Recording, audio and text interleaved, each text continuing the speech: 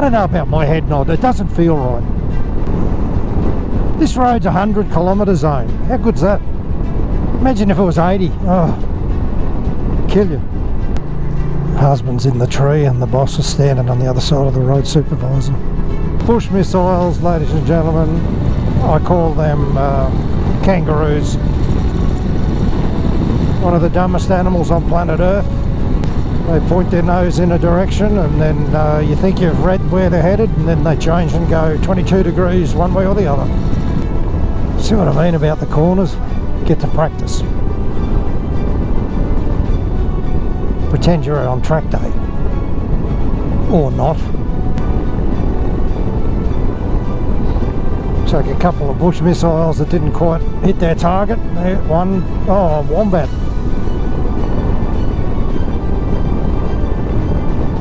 I've got a theory in my head, I don't want to find out. If you hit a roo, can you lift it up with the bike? Like, will the bike get in under it and lift it up and you proceed, or not? Wombat, it's like hitting a rock. My theory on that one, jam on the brakes and hope for the best. Is that rain? I'm getting sprinkled on. Oh, focus on the road, not the raindrops. Another wombat, that's two. Oh, that's sad. Do politicians really do that? Do they really go out into the community and convince people who voted for the other team what's what? I mean, they've got I tell you what, that's happening at home. We've got some local elections coming up in a couple of months, and these local members and stuff are knocking on our doors and dropping pamphlets off left, right and centre. And I was thinking the other day, imagine knocking on the door of some stalwart opposing voter and copping a mouthful. Jesus, you'd be pumped for the next door, wouldn't you? It's called the Public Service Grand Prix. Monday to Friday, folks. Roll up, roll up. 8 o'clock every morning, 5 o'clock every afternoon. The Public Service Grand Prix. Did you know? Look at the road. Look at the state of this road.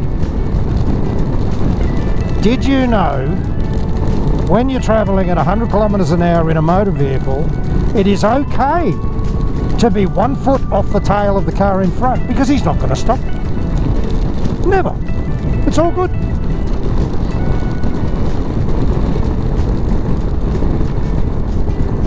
Not true. There's the occasional twice a week moment in time where participants learn the lesson the hard way. Problem with that is, as these participants are learning their lesson, they inconvenience 220,000 people because the traffic jam runs for miles, creating its own form of mayhem as other people try to do U-turns and take other roads and all sorts of shenanigans. This will be another test too, a bit of rain on the GoPro with the old microphone cord plugged in out there. I don't see any sparks flying out of it yet. So, we're now going to make our way to the right hand lane, because one has learnt over the last few years that the left lane is the danger lane, from people shooting out of the intersections without looking. The middle lane, well, that's self-explanatory, you're the meat in the sandwich. Because what you need to remember as a rider in this town is that the participants of the Public Service Grand Prix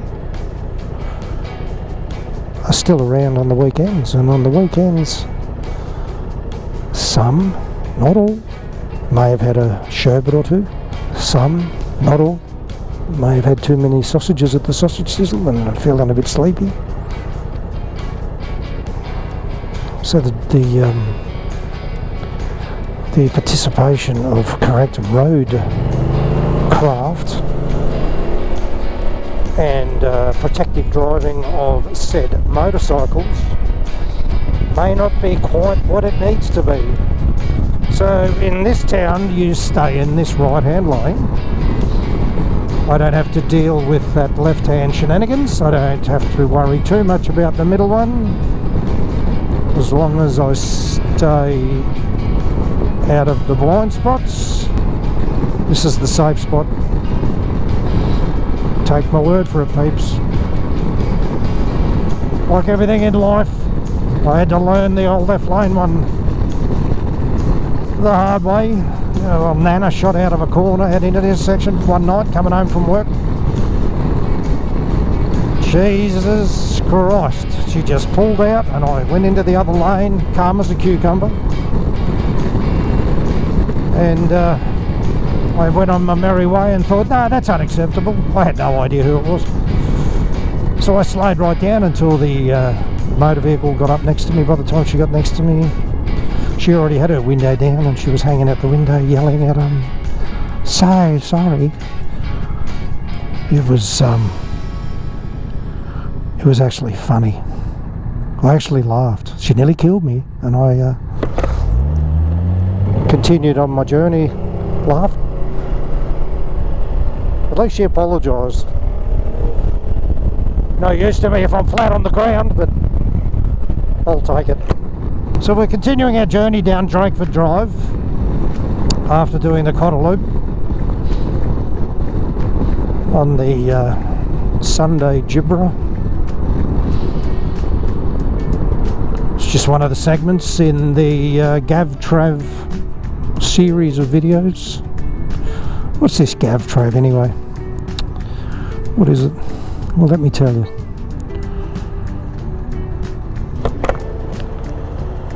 It's a couple of people, Colin and Sharon, who've raised 3 kids and they've all moved out of home. Isn't that sad?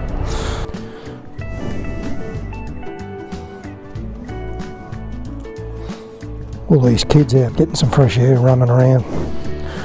What a strange thing to do. It's exactly how we all grew up. That corner brings you unstuck, all full of beans. Let's go, leave the cotter, and you get this tight hairpin like that.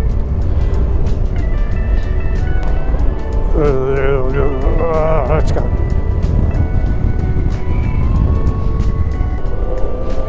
When I was a kid, this bridge, we used to ride our push bikes down here. This bridge wasn't tar, it used to be out of wood, but there were gaps in the timber as wide as your tyre.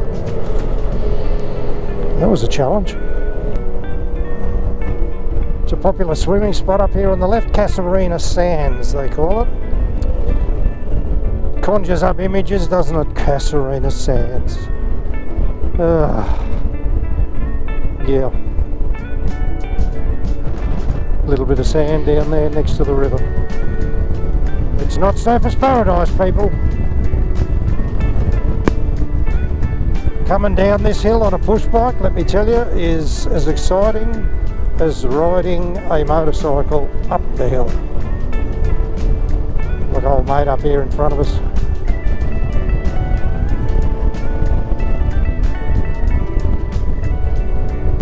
I totally botched that because I was watching old mate in front of me.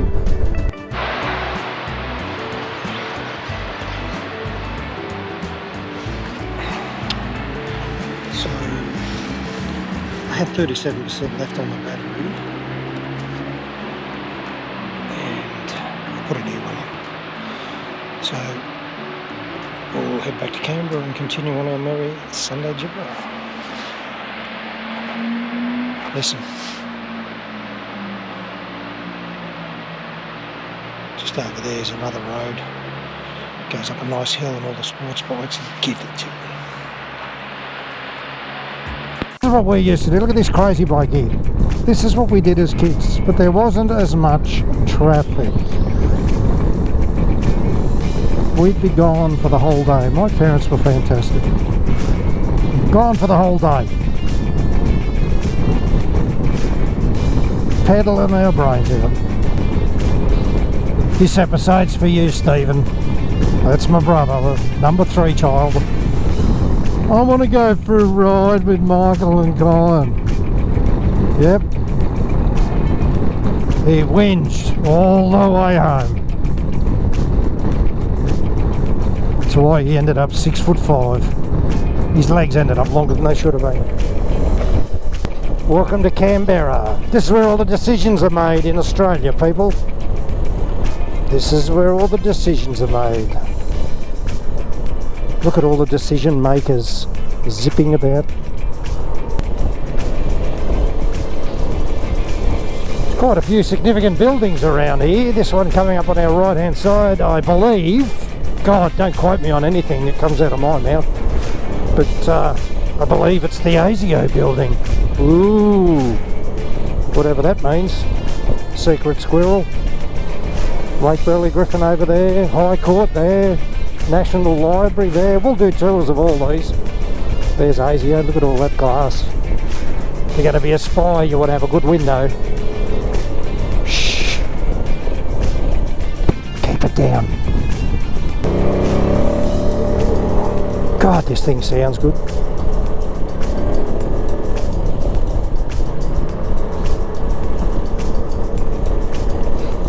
Focus.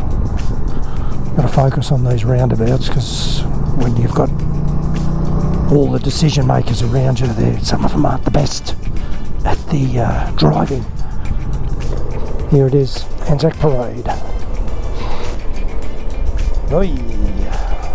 The old turn those hand grips down, the old heated hand grips.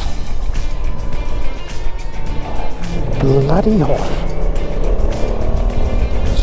Stay there, buddy. This is a section where I've got to concentrate a bit more than normal, because this is the stretch from here to Yass where people kind of crash into one another. Ah, he's worried about the cone. It's going to jump out in front of him. That's a pointy-headed red wombat.